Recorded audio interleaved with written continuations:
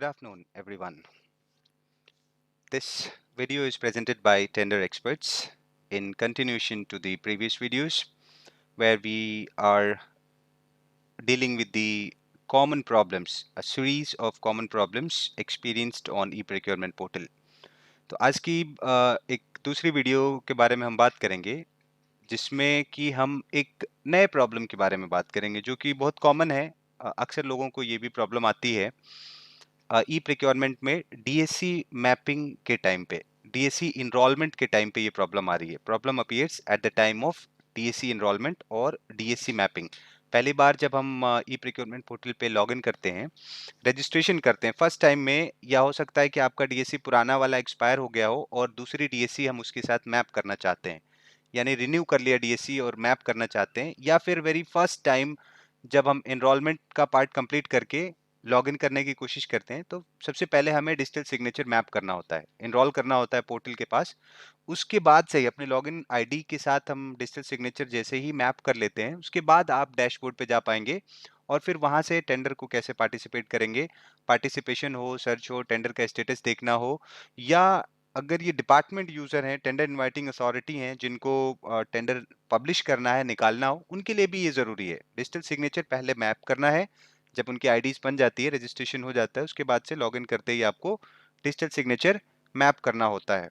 तो मैप करने के टाइम पे ये प्रॉब्लम आती है, डीएससी जिस टाइम हम मैप करते हैं। देखते हैं ये प्रॉब्लम क्या है, फिर इसके बारे में डिटेल में बात करेंगे कि सोल्यूशन इसका कैसे हो सकता है। बहुत ही कॉमन इशू है, इसके बारे में मैं आप लोग को दिखाता हूँ कि ये किस तरह से ये प्रॉब्लम आती है, एक्चुअल में प्रॉब्लम है क्या। तो यहाँ पे देखिए, जब लॉगिन आईडी डालने के बाद से, लॉगिन आईडी हमने डाल दिया और पासवर्ड डालने के बाद से साइनिंग सर्टिफिकेट पे हम क्लिक करते हैं।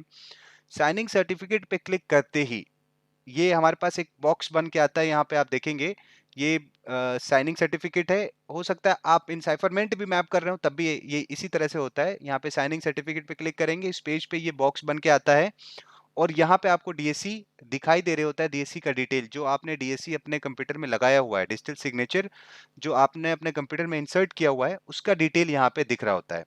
देखिए कुछ और भी प्रॉब्लम इससे रिलेटेड जुड़े हुए हैं, जैसे कि कई बार ये पूरा बॉक्स ही दिखाई नहीं देता है। वो एक अलग कंसर्न है, उस पर आगे हो सकता है हम वीडियो लेके आएंगे जिसमें आपको एक्सप्लेन करेंगे कि ये बॉक्स ही दिखाई नहीं दे रहा है, तो डीएससी मैप करने का कोई रास्ता ही नहीं है। तो कैसे मैप करेंगे, फिर अगर बॉक्स नहीं आ रहा है तो क्या होगा, या इस बॉक्स आ रहा होगा, यहाँ पे एरर का एक साइन दिख के आएगा, तो वो दूसरे कंसर्न है। अभी क्या है कि डिजिटल सिग्नेचर हमारा इंसर्टेड है, ये बॉक्स भी आ रहा है प्रॉपर, यहाँ पे हमारे डीएससी की डिटेल्स भी दिखाई दे रहे हैं। लेकिन जब डीएससी के डिटेल्स को, जिसको मैं अपने इस लॉगिन आईडी के साथ मैप करना चाहता हूँ, इनरोल करना चाहता हूँ पोर्टल के ऊपर, आप देखेंगे ये लॉगिन आईडी है और इसके साथ में ये डीएससी, ये डीएससी का डिटेल है जिसको मैं मैप करना चाहता हूँ। लेकिन जब मैप करने की कोशिश करते हैं तो देखिए प्रॉब्लम क्या होती है। अक्सर जनरली क्या होता है, यहाँ पे सेलेक्ट करेंगे और ओके पे क्लिक करेंगे तो हमको मैसेज आ जाता है डीएससी इनरोल्ड सक्सेसफुली। ओके पे क्लिक करते ही हमारे पास मैसेज आ जाएगा डीएससी इनरोल्ड सक्सेसफुली, अगर सब कुछ ओके रहा और फिर आगे हम बढ़ जाते हैं। लेकिन कई ऐसे केसेस हैं जहाँ पे ओके पे क्लिक करते ही हमारे पास एरर मैसेज आता है, ना कि सक्सेसफुल एनरोलमेंट का मैसेज आता है। यहाँ पे देखिए, हम ये ओके पे क्लिक करते हैं तो हमारे पास ये एरर मैसेज आता है, system is unable to identify certificate due to one of the following reasons. जिसके अंदर क्या बोल रहा है कि वेरीफाई वेदर ई टोकन और स्मार्ट कार्ड इज इंसर्टेड, और दूसरा पॉसिबिलिटी क्या बता रहा है, check you have selected correct certificate name. यहाँ पे देखिए ये दोनों ही जो एरर मैसेज बता रहा है, इन दोनों की ही पॉसिबिलिटी हमें चेक करनी पड़ेगी। पहली चीज, whether smart card is inserted, बिल्कुल हमारे पास स्मार्ट कार्ड इंसर्टेड है, डीएससी हमारे इंसर्टेड है, जब भी हमको ये डिटेल्स यहाँ पे दिखाई दे रहा है। अदरवाइज डीएससी का डिटेल इस बॉक्स के अंदर दिखाई ही नहीं देता। और दूसरी चीज ये है कि हमने सेलेक्ट किया है कि नहीं, सर्टिफिकेट को, सही सर्टिफिकेट को सेलेक्ट किया है कि नहीं किया है। तो सर्टिफिकेट एक ही यहाँ पे दिख रहा है, उसको ही सेलेक्ट करके ओके कर रहे हैं, फिर भी ये प्रॉब्लम आ रही है। तो ये बहुत कॉमन प्रॉब्लम होती है जिसके अंदर आपको ये एरर मैसेज आता है, system is unable to identify the certificate due to one of the following reason. अच्छा, ये तो अभी मैपिंग के टाइम पे है, मैपिंग के टाइम में प्रॉब्लम आ रही है। कई बार ऐसा होता है डिजिटल सिग्नेचर मैप्ड है, सब कुछ है, आगे लॉगिन करने के टाइम पे जब लॉगिन बटन पे क्लिक करते हैं तो ये एरर मैसेज आता है, system is unable to identify the certificate. आपका सर्टिफिकेट का नाम दिखाई देगा और फिर वहां लिखेगा please verify you have inserted the certificate, correct certificate. तो वो प्रॉब्लम भी बिल्कुल यही चीज से रिलेटेड है, यानी दोनों के लिए जो रूट कॉज है, अगर डीएससी मैप कर रहे हैं तो ये आएगा, अगर डीएससी मैप पहले से हुआ हुआ है और ये रूट कॉज है, तो आपको यही एरर मैसेज लॉगिन बटन पे क्लिक करने पे भी आ सकता है। तो दोनों ही केसेस के लिए हम आपको बताते हैं कि करना क्या है। देखिए, ये जो प्रॉब्लम है ये मोस्ट प्रोबेबली जावा का इश्यू नहीं है, क्योंकि जावा आपके कंप्यूटर में रन हो रहा है, वरना ये बॉक्स दिखाई ही नहीं देता। इसके अलावा ये जो आपका सर्टिफिकेट है वो भी दिखाई दे रहा है, तो सर्टिफिकेट का भी इश्यू नहीं है, जो आपने सर्टिफिकेट लिया हुआ है वो सही है, डीएससी के सर्टिफिकेट सही हैं। ये प्रॉब्लम सिस्टम के सेटिंग्स के लिए है, और मेजरली जो हमारे अब तक के डील करने के, इस तरह के प्रॉब्लम्स के डील करने का एक्सपीरियंस है, उसमें हमने ये आइडेंटिफाई किया है कि ज्यादातर ये जो प्रॉब्लम है इसके सिर्फ दो रीजन है। पहला रीजन ये है आपका सिक्योरिटी एप्लीकेशन। कहने का मतलब ये है कि आपका डीएससी तो इंसर्टेड है कंप्यूटर के अंदर, लेकिन सिस्टम इसको रीड नहीं कर पा रहा है प्रॉपर। इट इज यहाँ पे बोल रहा है unable to identify, proper identify नहीं कर पा रहा है इंसर्टेड होने के बाद भी। और ये केस सबसे ज्यादा आता है आपके सिक्योरिटी एप्लीकेशंस की वजह से। कई बार सिक्योरिटी एप्लीकेशन आपके जो एक्सटर्नल डिवाइस डीएससी आप इंसर्ट कर रहे हैं उसके कुछ फाइल्स को, हो सकता है कि वो अब फॉरेन एलिमेंट समझता हो, या हो सकता है वायरस समझ के उसको क्वारंटाइन कर दे, या हो सकता है उसको डिलीट कर दे या रिपेयर कर दे अपने आप से।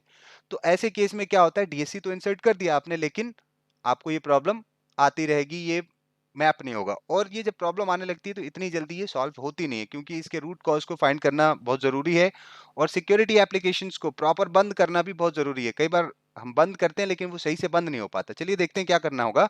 सबसे पहले अब हम कुछ नहीं करेंगे, इसमें हमने यहीं पे इस चीज को छोड़ दिया। अब चेक करेंगे कि सिस्टम में कोई सिक्योरिटी तो नहीं रन हो रही है। यहाँ पे देखिए, मैंने ये देखा नेट प्रोटेक्टर करके एक सिक्योरिटी है, बाकी एप्लीकेशंस को भी मैं देख लेता हूँ कि कोई और भी तो नहीं है इसके अंदर। यहाँ पे दिख जाता है, अगर आपके कंप्यूटर में कोई सिक्योरिटी एप्लीकेशन रन हो रहा है तो मोस्टली वो यहाँ से दिख जाता है। कुछ शायद ही कोई एप्लीकेशन सिक्योरिटी का होगा जो ये वाले आइकन पे क्लिक करने के बाद से ना दिखता हो। तो आप अपने कंट्रोल पैनल में जाके जहाँ प्रोग्राम एंड फीचर्स हैं उसमें चेक कीजिए कि कोई सिक्योरिटी एप्लीकेशन इंस्टॉल्ड है क्या आपके कंप्यूटर में। अगर है तो फिर उसको ओपन कीजिए और उसके साथ कुछ मॉडिफिकेशन कीजिए, जैसे कि मैं अभी आपको दिखाता हूँ।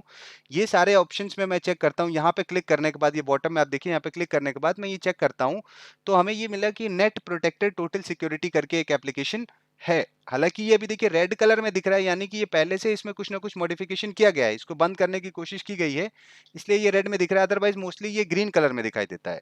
अगर ये डिसेबल किया जाता है तभी रेड में आता है, लेकिन फिर भी मैं इसको देखूंगा प्रॉपर, क्योंकि मुझे सबसे ज्यादा अगर चांसेस दिखते हैं वो सिक्योरिटी एप्लीकेशन की वजह से ही ये प्रॉब्लम आता है, कि वो कहीं ना कहीं ब्लॉक कर रहा है आपके डीएससी के जो सॉफ्टवेयर है उसको प्रॉपर सिस्टम में रन करने नहीं दे रहा है, उसको सही से आइडेंटिफाई नहीं होने दे रहा है। तो मैं यहाँ पे चेक करता हूँ, मैं इसको खोलूंगा, उस पर डबल क्लिक करेंगे तो ये प्रोग्राम खुल गया, security application net protector open हो गया मेरे कंप्यूटर में।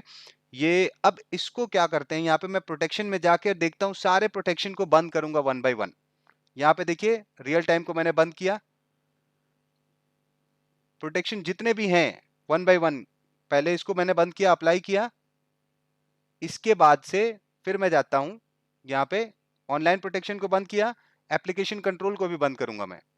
फिलहाल के लिए ये टेम्पररी मैं बोल रहा हूँ, मैं, मेरा ये सजेशन नहीं है कि आप कंप्यूटर बिना सिक्योरिटी एप्लीकेशन के चलाइए। ये सिर्फ थोड़ी देर के लिए मैं बोल रहा हूँ, बाद में आप इसको ज़रूर ऑन कर लीजिए, क्योंकि सिक्योरिटी, आपने पेड सिक्योरिटी एप्लीकेशन लिया हुआ है, आपके पास डेटा इंपॉर्टेंट हो सकता है और सिक्योरिटी रिस्क हैं। तो प्लीज़ ये जो हमारा इंस्ट्रक्शन है ये डिस्क्लेमर के साथ आप फॉलो कीजिए। अगर आप इस बात के लिए अग्री हैं कि ठीक है थोड़ी देर के लिए हमारा कंप्यूटर अनसेफ है तो कोई बात नहीं, तो ऐसे केस में आप जा सकते हैं। अदरवाइज आप, मैं, मेरी रिक्वेस्ट है, गुजारिश है कि आपके पास अगर बहुत ही हाईली सेंसिटिव डेटा है और सिक्योरिटी के बहुत ज़्यादा मेजर कंसर्न है, तो ये चीज़ आप फॉलो ना करें। फिर अपने किसी आईटी एक्सपर्ट से, अपने टीम के, अपने कंप्यूटर सॉरी अपने कंपनी के आईटी एक्सपर्ट से चेक करवाइए कि किस तरह से इस प्रॉब्लम को डील किया जा सकता है। क्योंकि हमें तो ये पता है कि ये प्रॉब्लम यहाँ से आती है, तो हम आपको सोल्यूशन के बारे में बता सकते हैं। सिक्योरिटी को बंद करने के लिए मैं सिर्फ इसीलिए बता रहा हूँ, बाकी कल को ऐसा ना हो कि हमारे एडवाइस की वजह से आपने बंद कर दिया और आपको कोई दूसरा परेशानी हो गई या सिक्योरिटी थ्रेट हो गया। तो मेक श्योर ये डिस्क्लेमर के साथ आप फॉलो करें कि आप थोड़ी देर के लिए सिक्योरिटी अगर आपका बंद होता है तो आपको इससे कोई बड़ा कंसर्न नहीं है। तो आप इसको बंद कीजिए सिक्योरिटी को, और बाद में याद से आप इसको ऑन कर लीजिएगा। जब ये प्रॉब्लम सॉल्व हो जाए तो इसको ऑन कर लीजिएगा, फिर चलेगा, कोई इश्यू नहीं है। तो मैंने इसका ऑनलाइन प्रोटेक्शन को बंद किया, इसके वेब शील्ड को बंद किया, यानी जो इसके प्रोटेक्शन के चांसेस हैं वो सारी चीज़ों को मैं बंद कर रहा हूँ। इसके अंदर आप देखिए नेट प्रोटेक्टर है, आपके अंदर आपके कंप्यूटर में हो सकता है कोई दूसरी एप्लीकेशन हो सकता है मैकेफी हो, क्विक हिल हो, या हो सकता है आपके पास अवास्ट हो, या और भी बहुत सारे सिक्योरिटी के प्रोग्राम आते हैं। तो मैं सारी चीज़ें इसमें चेक कर रहा हूँ कि कहाँ कहाँ से ये सिक्योरिटी प्रॉब्लम कर सकती है, वो सारी चीज़ों को मैं बंद कर रहा हूँ। वन बाय वन मैं इसमें चेक कर रहा हूँ प्रोटेक्शन के अंदर कोई चीज़ बची तो नहीं है। तो एप्लीकेशन कंट्रोल अभी बंद नहीं हुआ है, मैं इसको फिर से बंद करता हूँ। ये देखिए नीचे का जो चेक बॉक्स है ये छूट गया था, तो मैं इसको अनचेक करता हूँ यहाँ से और अप्लाई करता हूँ, यानी ये भी बंद हो गया। तो सिक्योरिटी के हमने वो सारे ऑलमोस्ट एप्लीकेशंस बंद कर दिए। अब बंद करने, अभी वेब शील्ड भी लगभग बंद हो चुका है, कोई प्रॉब्लम नहीं है। बाकी और भी मैं देख रहा हूँ कि कोई दूसरा और एप्लीकेशन तो नहीं है। तो ये था पहली चीज़ कि हमने सिक्योरिटी के एप्लीकेशन को बंद किया। अब दूसरी चीज़ मैं क्या कर रहा हूँ इसमें, अब दूसरी जो चीज़ है, क्योंकि सिक्योरिटी को सिर्फ बंद कर देने से प्रॉब्लम सॉल्व नहीं हो जाएगी, क्योंकि सिक्योरिटी को जो करना था वो तो पहले कर चुका है। वो ऐसा नहीं कि वो रोक रहा है, वो कोई फाइल को, अगर सिक्योरिटी एप्लीकेशन किसी भी फाइल को सस्पिशियस देखता है तो या तो उसको रिपेयर कर देगा, यानी अपने हिसाब से उसको मॉडिफाई कर देगा, या उसको कॉन्ट्राइन कर सकता है, या उस फाइल को डिलीट ही कर देता है। तो ऐसे केस में वो फाइल तो मान लीजिए डिलीट हो चुकी है, जो जरूरी फाइल है वो तो डिलीट हो चुकी है या कॉन्ट्राइन हो चुका है, तो सिर्फ बंद करने से प्रॉब्लम तो दूर नहीं होगी। अब क्या करेंगे, क्योंकि इस एप्लीकेशन को आइडेंटिफाई करने के लिए जरूरी क्या चीज है, जो डीएससी हमने इंसर्ट किया हुआ है, उस डीएससी के सॉफ्टवेयर, वो सॉफ्टवेयर में कुछ ना कुछ चेंज हुआ होगा जिसकी वजह से कंप्यूटर रीड नहीं कर पा रहा है उसको प्रॉपर। तो वो डीएससी के जो अब ड्राइवर हैं उस पे हम काम करेंगे। तो देखिए क्या करते हैं हम, पहले वो डीएससी को ओपन करेंगे, डीएससी के ड्राइवर को, जो डीएससी के ड्राइवर इंस्टॉल है, जैसे ई पास है, किसी किसी कंप्यूटर में ई पास होता है, ई मुद्रा, सेफ नेट और डब्ल्यू डी प्रॉक्स की, और भी अलग अलग कंपनीज हैं जिनके साथ आपके डीएससी के ड्राइवर आता है, वो दिख जाता है। जैसे ही आप अपने कंप्यूटर में जाएंगे वहां पे माई कंप्यूटर में भी दिख जाता है, इंसर्ट करते हैं दिख जाता है, या डीएससी के ऊपर भी लिखा होता है कि कौन सा डीएससी आप इंसर्ट कर रहे हैं, कौन सा डीएससी आप यूज कर रहे हैं।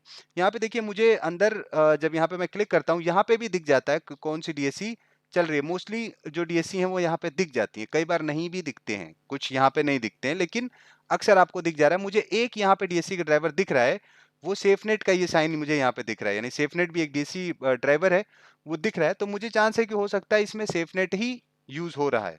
फिलहाल मैं श्योर नहीं हूँ, लेकिन एक बार मैं देखूंगा, क्योंकि एक कंप्यूटर में कई बार मल्टीपल डीएससी हो सकते हैं, लोग बहुत सारे डीएससी यूज करते हैं, तो डीएससी के कई सारे वो हो सकते हैं। तो भी मैं सेफ नेट को पहले ओपन करके देखूंगा, बाकी को भी मैं देख रहा हूँ कोई दूसरा सिक्योरिटी तो नहीं है कंप्यूटर में।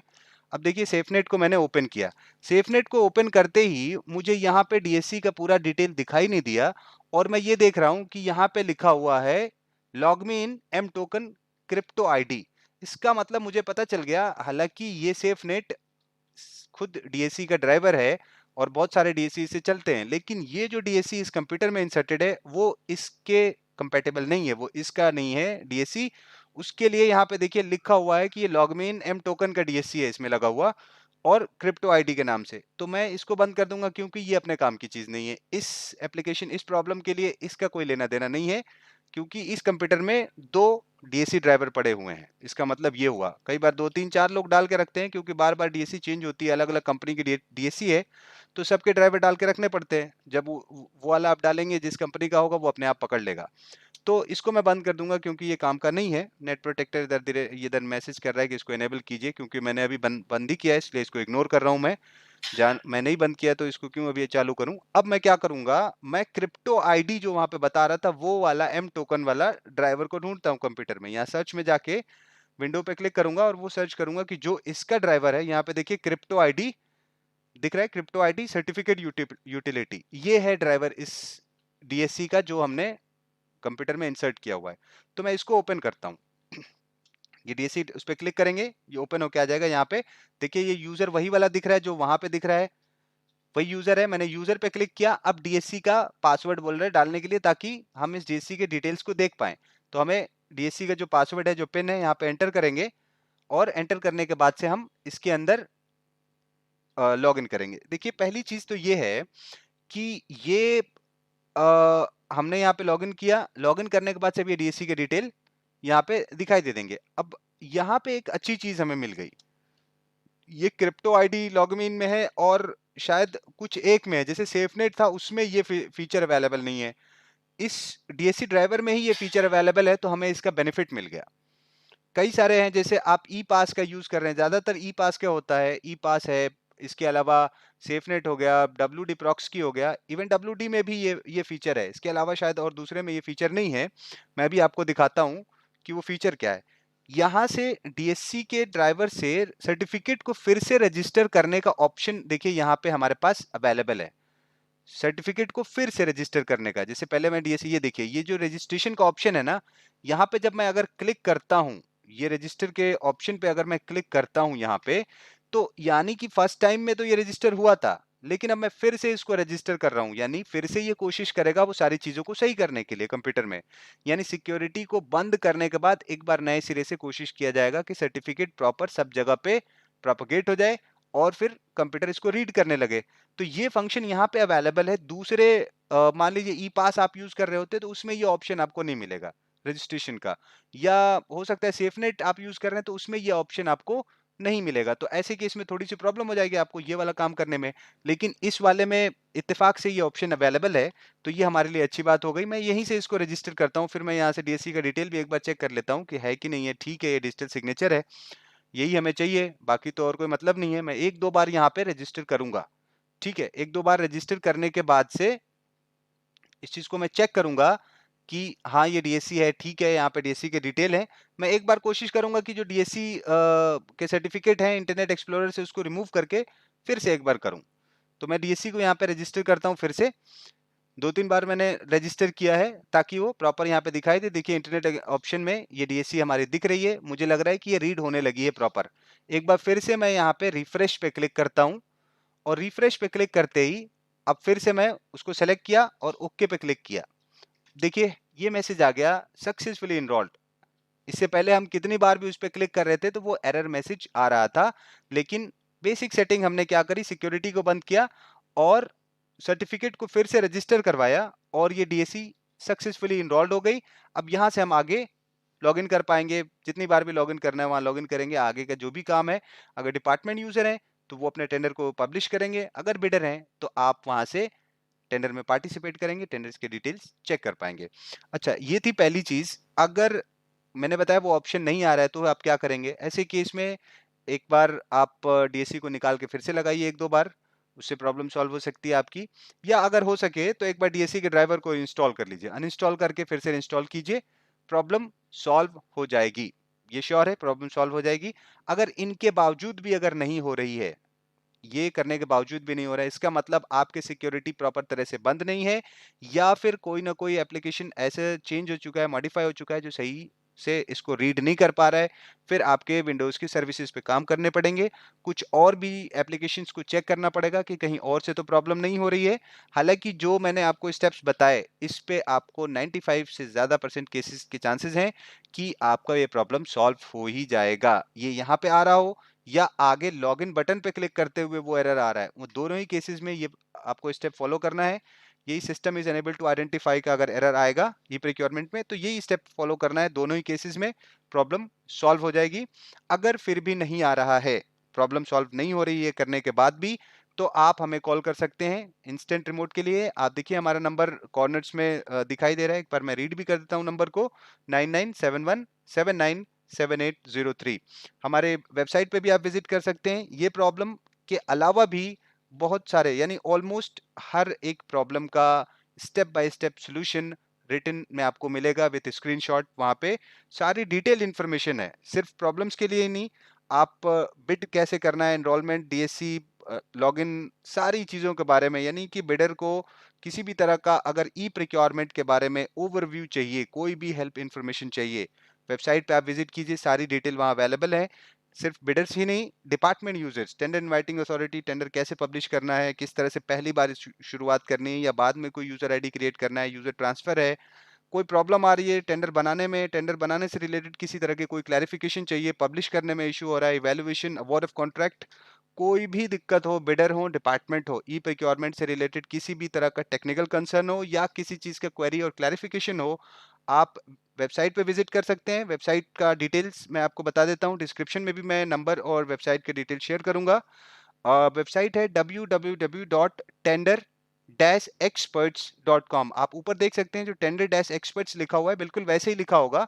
www आपको शुरू में लगाना, लास्ट में .com लिखना है। सो www-tenderexperts.com, यहाँ पे आप विजिट कीजिए। बहुत सारे इन्फॉर्मेशन आपको आसानी से मिल जाएंगे। वीडियोस तो देखिए, बहुत सारे वीडियोस, हर प्रॉब्लम के लिए वीडियो बनाना इतना आसान नहीं है और काफ़ी लंबा टाइम लगता है। ये चीज़ अगर आप वेबसाइट पे जाके देखते तो शायद ये इतना टाइम भी नहीं आपको देना पड़ता। ये सारे स्टेप्स हमने वहाँ पे पहले ही मेंशन किए हुए हैं। इसके अलावा भी अगर आपको कोई इंस्टेंट में सपोर्ट चाहिए, इमीडिएट सपोर्ट की ज़रूरत है, तो आप हमें इमीडिएट कॉल कर सकते हैं। हमारे नंबर्स अवेलेबल हैं। किसी भी टाइम आपको चाहिए, रिमोट असिस्टेंस हम प्रोवाइड करते हैं। हमारा काम ही यही है, जिसके अंदर हम टेंडर से रिलेटेड किसी भी तरह का कंसर्न हो, आप हमसे हेल्प ले सकते हैं। आपको रिमोटली प्रॉब्लम सॉल्व करके दिया जाएगा, या किसी तरह का क्लैरिफिकेशन है, कोई क्वेरी है, तो उसको आपको प्रॉपर गाइडेंस प्रोवाइड किया जाएगा। तो हमें उम्मीद है ये वीडियो आप सबके लिए आसानी का एक ज़रिया होगा। आपके प्रॉब्लम्स, मुझे उम्मीद है कि इसको फॉलो करने के बाद से ज़रूर सॉल्व हो जाएगी। इन केस ये प्रॉब्लम सॉल्व नहीं हुई तो आप एक दो बार वीडियो को फिर से देखिए, हो सकता है कोई ना कोई स्टेप आप बीच में छोड़ रहे हैं। तो कोशिश करिए कि वो सारे स्टेप्स को वैसे ही फॉलो किया जाए जो मैंने आपको बताया। उसके बाद भी अगर प्रॉब्लम नहीं सॉल्व हो रही है और आपको ज़रूरत है हेल्प की, किसी भी टाइम, कोई भी अर्जेंसी हो, टेंडर आपका छूटने वाला हो या हो सकता है बाद में आपके टेंडर हो, पहले से आपको चेक करना है, डिटेल करना है, ये लॉगिन होना तो ज़रूरी है। तो आपको अगर हेल्प चाहिए रिमोट असिस्टेंस से रिलेटेड, आप हमें कभी भी कॉल कर सकते हैं। वर्बल भी हेल्प चाहिए तो आप कॉल कर सकते हैं। हमारे नंबर्स अवेलेबल हैं, ऑल टाइम हम अवेलेबल हैं आपकी हेल्प के लिए। ये अश्योर्ड है कि प्रॉब्लम फिक्स करके देंगे, चाहे ये प्रॉब्लम हो, चाहे इसके अलावा भी कोई प्रॉब्लम हो प्रिक्योरमेंट पे। ये 100% अश्योर्ड है कि आपको सॉल्यूशन प्रोवाइड किया जाएगा। तो आज के लिए इतना काफ़ी है। मुझे उम्मीद है आप सबको ये इन्फॉर्मेशन अच्छी लगी होगी। इसके अलावा आप हमारे कमेंट्स में लिख सकते हैं अगर आपको कोई फर्दर क्वेरी और क्लैरिफिकेशन है, या किसी भी टॉपिक पे ई प्रिक्योरमेंट से रिलेटेड, चाहे बिडर या डिपार्टमेंट हो, कोई भी चीज़ आपको चाहिए कि डिटेल में इंफॉर्मेशन होनी चाहिए, तो आप हमें डिस्क्रिप्शन में मेंशन कीजिए। हम उसके ऊपर कोशिश करेंगे कि डिटेल्ड इंफॉर्मेशन आपको प्रोवाइड करें कि ये चीज़ क्या है, किस तरह से होता है ई प्रिक्योरमेंट में, इसका क्या मतलब है, या ई प्रिक्योरमेंट में इसको कैसे इंप्लीमेंट किया जा सकता है। बीओक्यू से रिलेटेड प्रॉब्लम हो, बीओक्यू बनाने से रिलेटेड हो, या कैसे बीओक्यू को इंप्लीमेंट करना है, कंस्ट्रक्शन का बीओक्यू है, या फिर सिविल वर्क का है, किसी भी तरह का बीओक्यू को कैसे इंप्लीमेंट किया जाता है, किस तरह से इस पे अपलोड किया जाता है, डिपार्टमेंट यूजर भी कॉल कर सकते हैं या मेंशन कर सकते हैं। बिडर भी चाहे तो अपने कंसर्न को मेंशन कर सकते हैं। हम पूरी कोशिश करेंगे कि आपको डिटेल्ड इन्फॉर्मेशन दें, जिससे कि एकदम आसान तरीके से आपको बताएं ताकि ये सारी चीज़ें आपको एकदम क्लियर हो जाए। तो आज के लिए इतना काफ़ी है। Thank you all for giving your precious time. I wish you a wonderful day ahead. Thank you. Bye bye.